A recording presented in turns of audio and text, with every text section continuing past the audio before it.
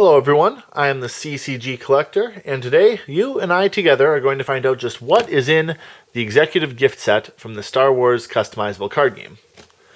I already kind of covered this obscure product in my sealed products video, the 5th in the series, but for those of you who didn't see it or who need a refresher, here's some information about it. Now, Decipher released the executive gift set in 2001. It's supposed to contain a rule booklet and the contents of all 3 uncut sheets of cards from the Star Wars Premier expansion. So you'd have your common sheet, slice it all up, put it in here, uncommon sheet, slice it up, put it in here, rare sheet, slice it up, put it in here. Now this does mean that there are multiple copies of almost every card in there. For example, on the rare sheet, you have your rare 1s, which occurred twice on each uncut sheet, and your rare 2s, which occurred 4 times on each uncut sheet, and so on with the uncommon sheet. The common sheet was an exception because it had common 1s, common 2s, and common 3s. And I believe this has, let me see, 1 each of each common 1 card, 2 of each common 2 card, and 3 of each common 3.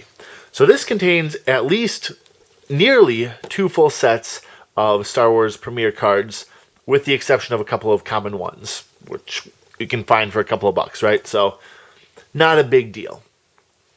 Anyway, that is all conjecture. This is what's supposed to be in it, and today we're going to find out what's really in it.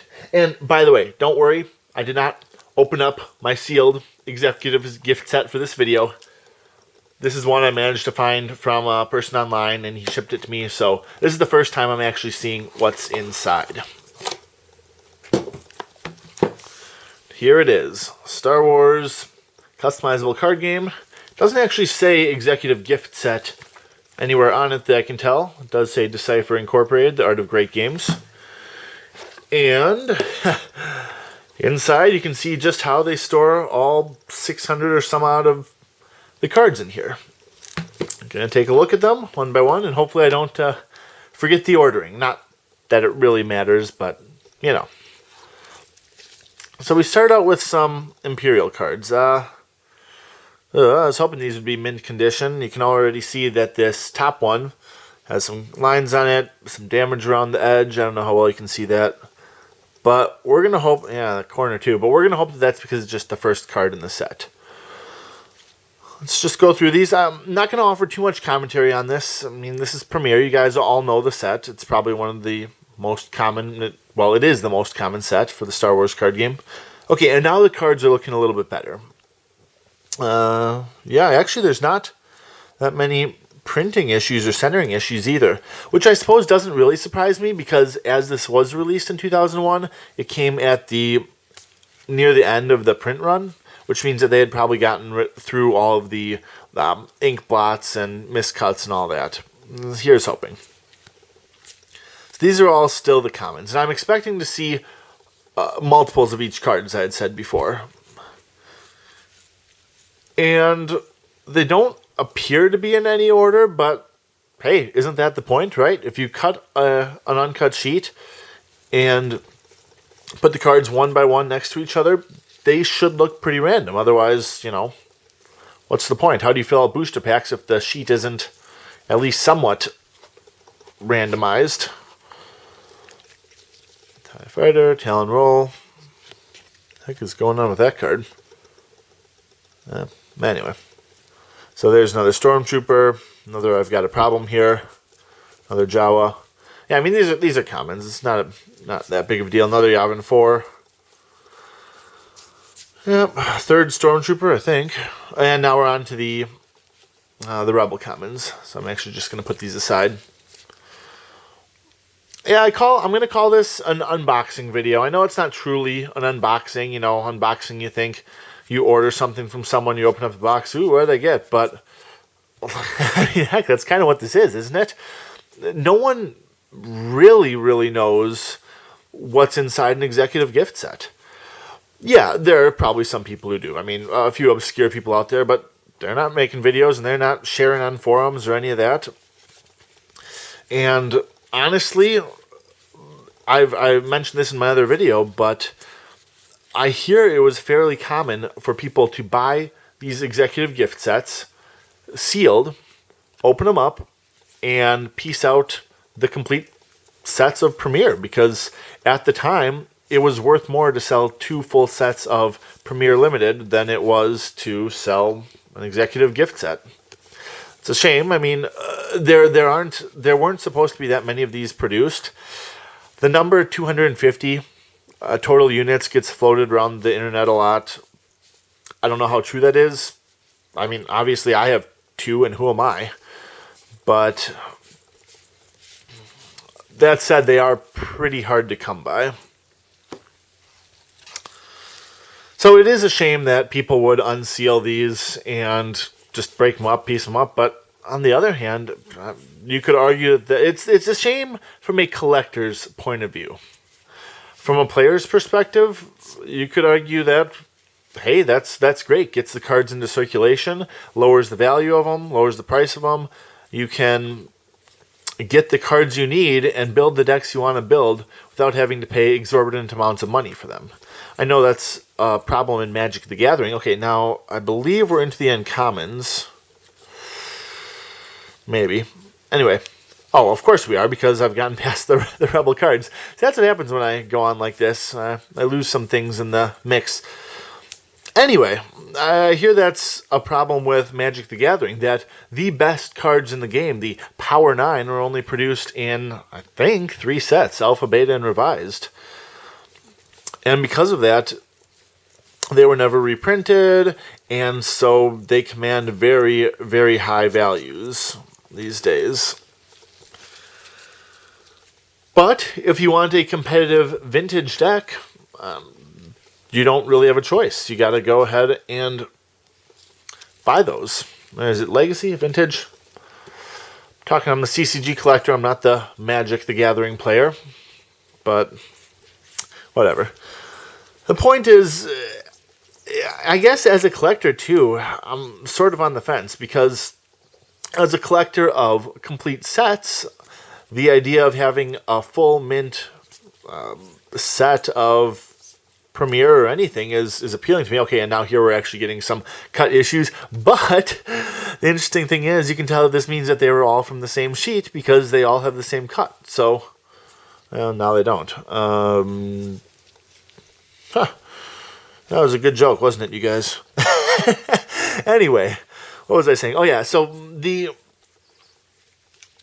as a collector, it is appealing to me that there are complete sets of Premier out there for anyone who wants to buy one of these. But as a collector of sealed products as well, as you've seen from my sealed products video series, where I show off every single sealed product in the Star Wars customizable card game, it bothers me to think that people are buying these very rare items. I mean, if it truly is 250 of these ever produced, to think that someone would take something perfectly sealed and just break them open for the sake of making a buck does not, excuse me. So I've got some some Premier Yellow. I've never seen that before. You guys see that? So at the bottom of this card, we got some yellow discoloring, and on here too. And it doesn't look like the sort of yellow discoloring that you'd get from, tobacco or any of that. And if there was, you'd see it in all the other sets. It just looks like bonus ink on the bottom, so that's fun.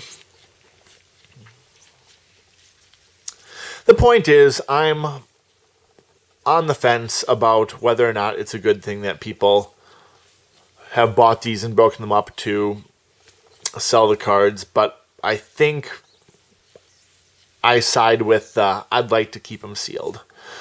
Yeah, what's the point of sealed products? A game's meant to be played. But that's the nature of being a collector, isn't it?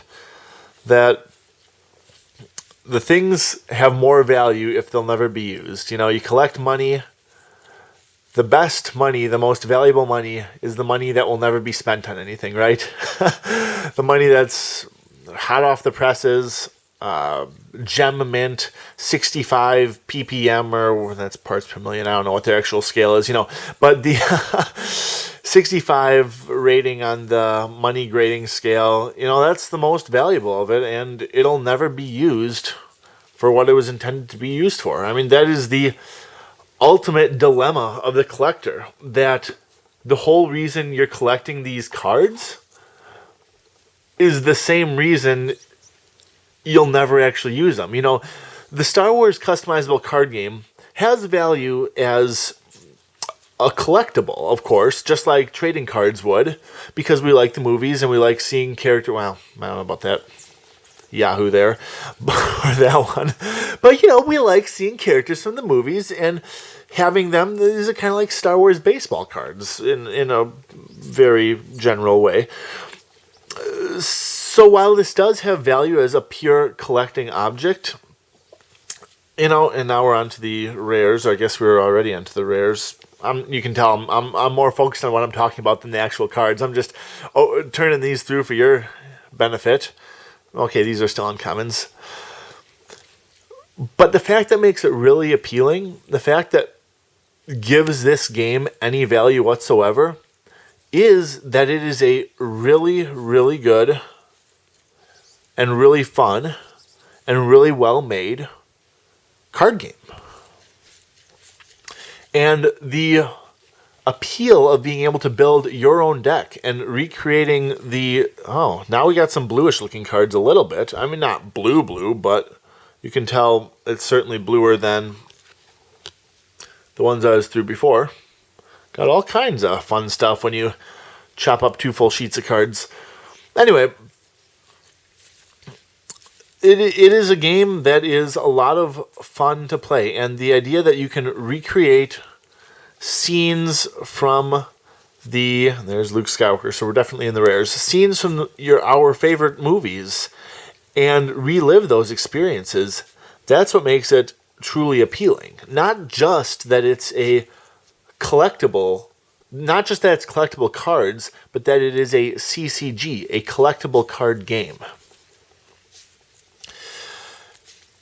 But of course, let me continue on with that, actually, that yes, it is a collectible card game, and there the word collectible gets sort of a different meaning. You think about collecting coins, or you think about collecting any of that, you have it for the sake of having it, whereas in a collectible card game, it's a card game that you collect for the sake of playing, for the sake of building a deck, the deck that's the best that you can make with what you have available, with what you have collected.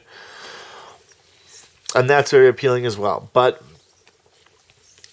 boy, my gloves are squeaking like crazy as I'm sliding these cards across them. But as a collector, the most valuable cards to me are the ones that will never see play. Some people don't like that. That's just how it is,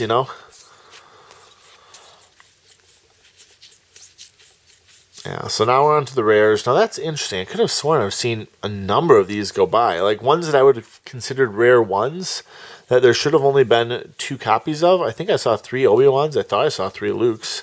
Definitely saw more than 2 of these Lee subs, but I mean, who the heck is that guy, right?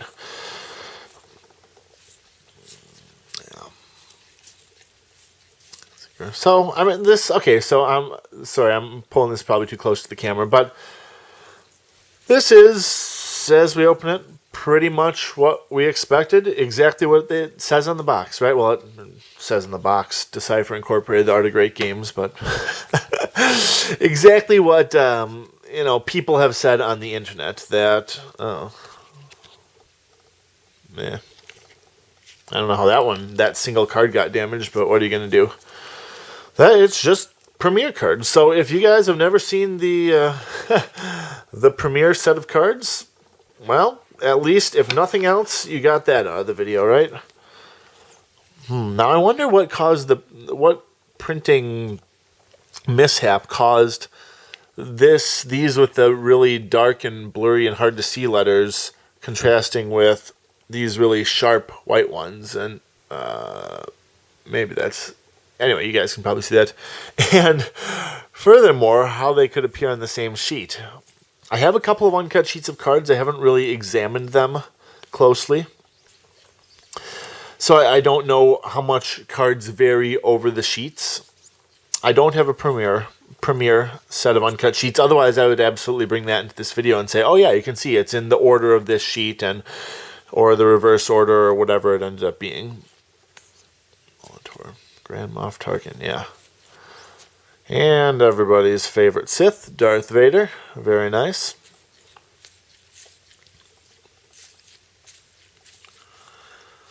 Yep. Devastator. Light repeating blaster. Yeah, a lot of these cards are ones that I did not really start seeing.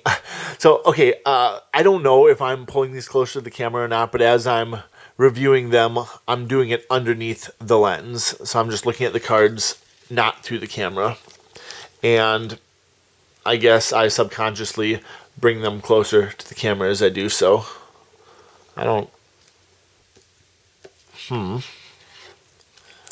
Okay, so my confusion right now is I'm looking at these piles of cards, and if they're truly correct, then I have more of one side than the other. But that may not be the case. I haven't been counting these. I haven't said, oh yeah, there are exactly 84 or whatever Imperial cards. But that would, and I'm pretty sure I have these all Imperial, all Rebel, all Imperial, all Rebel, but then how the heck did that happen? Who knows? Here's another Darth Vader. Great condition card. I bet that would go for a lot on eBay or whatever, but I'm not going to sell it. I'm a collector, as I said before. Anyway, as I was saying, the interesting thing about seeing these cards right now not for the first time, but as a group like this, is that I never really had much of the Premier set. Certainly never black border growing up.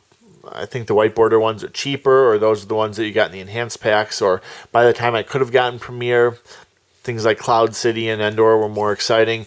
So I never actually saw a lot of these cards when I first started playing. And so it's interesting to see them all now and all in great condition. Okay, I'll tilt the camera a little bit. You can kind of see piles are not all correct, and I don't really know how that came to be. Again, I didn't count them. I'm guessing you guys haven't either. Best I can say right now is that it has a lot of Premier cards in it. It did not have the Premier rulebook, so let's just grab one of those guys and pop it in there for when we put all the cards back. Anyway, hope you found this video informative, despite how long it was, or maybe because of how long it was. This is a Star Wars executive gift set, and these face-down piles are the cards that were in it. Premier, nothing but Premier. All in pretty good condition with a couple of fun ink issues along the way. Well, I'm the CCG Collector, and I will see you all next time. Thank you for watching.